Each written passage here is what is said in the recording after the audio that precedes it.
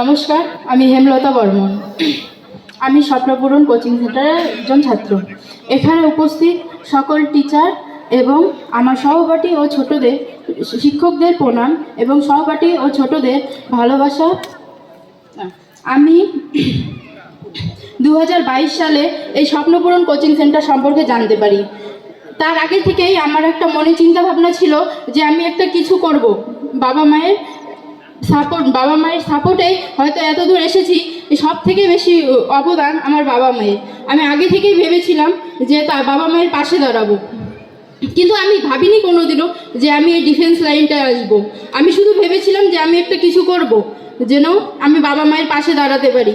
আর আমার বাবা প্রচণ্ড পরিশ্রম করে, সারাদিন রাত মাঠে ঘেটে আমরা 3 ভাই বোন আমাদেরকে মানুষ করছে। তো আমি আগে থেকে আমার ভাবনা ছিল এটাই যে কিছু একটা করব, তাদের পাশে দাঁড়াবো। তো আমি একটু যখন কলেজে উঠলাম তখন আমি ডিফেন্স লাইন সম্পর্কে একটু জানতাম যে এই জিডিটা সম্পর্কে আমার কিছু জানা ছিল না এইভাবে, কিন্তু ডাব্লিউপিটা সম্পর্কে কিছু ধারণা ছিল, হালকা ধারণা যে ডাব্লিউপি কীভাবে পাওয়া যায় এরকম। তখন শুনি যে এরকম তুফানগঞ্জে কোচিং পড়ানো হয়, স্বপ্নপূরণ কোচিং সেন্টার। আমি যখন কোচিং সেন্টারে এসেছিলাম তখন আমি কিচ্ছু জানতাম না, সত্যি কথা বলতে কীভাবে সিলেক্ট হয়, কোথায় কি, জাস্ট আমি ফর্ম ফিল আপ হয়েছিল, আমি ফর্মটা ফিল আপ করেছিলাম। এখানে যখন প্রথম এসেছিলাম আমাদের স্যার আছে Samar Singh sir, Biswajit sir, Sanjay sir, Sourav sir উনি নেই, তার সুমন্ত স্যার আছে, পিন্টু স্যার আছে, ওনারা। এমনকি সমর সিং স্যার তো আমাকে হাতে ধরে লিখিয়ে দিয়েছিলেন ওই দিন। আমি তো ম্যাথ তো কিছুই পারতাম না, ম্যাথ তো আমার সাধ্যের বাইরে ছিল। আমি কোনোদিনও ভাবতেও পারিনি যে আমি কোনোদিনও ম্যাথ করতে পারবো, এরকম ছিল। তো এই সমর সিং স্যার তো আমাকে হাতে ধরিয়ে ম্যাথ শিখিয়েছেন। এই Sanjay sir, Biswajit sir, short tricks, যত ম্যাথের শর্ট ট্রিক আছে ওনার কাছ থেকে শিখেছি।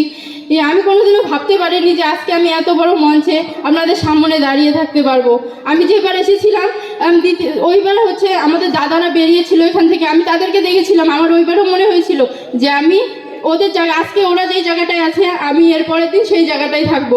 আমি যেন আমার বাবা মার পাশে দাঁড়াতে পারি।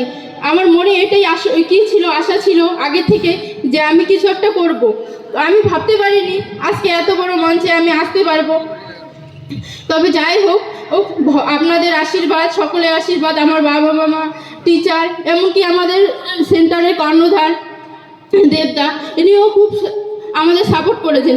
আজকের বুকে কে চিন্তা করে আমাদের নারীদের কথা বলেন তো? সেই জায়গায় দেবদা আমাদের নারীদের জন্য তুফানগঞ্জের বুকে এত বড় সেন্টার কে রাখবে বলেন? এইভাবে রেখেছে। কেউ তো এখন তো মানুষ তো আমাদের কথা তো ভাবতেই পারে না যে নারী একটা মেয়ে আমাদের আজকে যে আমি যেই জায়গা থেকে উঠে এসেছি সেই জায়গায় তো আমি তো ছোটোবেলা থেকেই তো দেখি আমি এত বড় হয়ে গেছি। সবাই আমাকে মুখে, আমার মা বাবার মুখেই বলে যে মেয়েকে বিয়ে দিবেন না, এত বড় হয়ে গেছে, মেয়ে এত বড় হয়ে গেছে তাও এখনো বাড়িতে রেখেছে, এত বড় হয়ে গেছে। সবসময় তো ওদেরকে শুনতে হয়। তারপরেও আমার মা বাবা তাদের কথা চিন্তা ভাবনা করে যে না, আমার মেয়ে, আমি যদি পড়াই আমার মেয়ে কিছু তো করবে, আমার মেয়ে নিজের পায়ে দাঁড়াবে। আজকে যদি তাদের কথা মা বাবা ভাবতো তাহলে হয়তো আমারও আজকে একটা জায়গায় বিয়ে দিত, ভালো জায়গায়, অন্য কোথাও বিয়ে দিয়ে দিত, চলে যেতাম। আজকে হয়তো আমি নিজের পায়ে দাঁড়াতে পারতাম না। আজকে আমি এতটা খুশি হয়েছি যেটা আপনাদের হয়তো বলে প্রকাশ করতে পারবো না। এত ধাক্কা, এত প্রতিকূল কথা, মানুষের কথাবার্তা শুনেও যে আমার মা বাবা আমাকে এতটা সুযোগ করে দিয়েছে, আমি তাদের জন্য অসংখ্য ধন্যবাদ। এমন আমার শিক্ষক যারা আছেন তাদেরকে আমি অসংখ্য ধন্যবাদ জানাই, এবং আমাদের কর্ণধার দেবদা যিনি আমাদের এখানে রেখেছেন। হয়তো আমি বাড়িতে থাকলে এত বড় হয়তো বা কোনোদিনও চাকরি পেতামই না বাড়িতে থাকলে, কারণ আমাদের কৃষক ফ্যামিলি, জানেন সবার বাড়িতে কম বেশি কাজ থাকে। কৃষক ফ্যামিলিতে হয়তো বা মেয়েরা, কৃষক ফ্যামিলিতে থেকে মেয়েরা পড়াশোনা করা খুবই দায় হয়ে ওঠে। সেই জায়গায় দেবদা যে চিন্তা করেছেন আমাদের কথা ভেবে যে এরকম একটা কোচিং সেন্টার খুলেছে তুফানগঞ্জের মাটিতে, তার জন্য আমি অসংখ্য ধন্যবাদ জানাই দেবদাকে। ঠিক আছে, এই বলে আমি আমার বক্তব্য শেষ করছি। অসংখ্য ধন্যবাদ।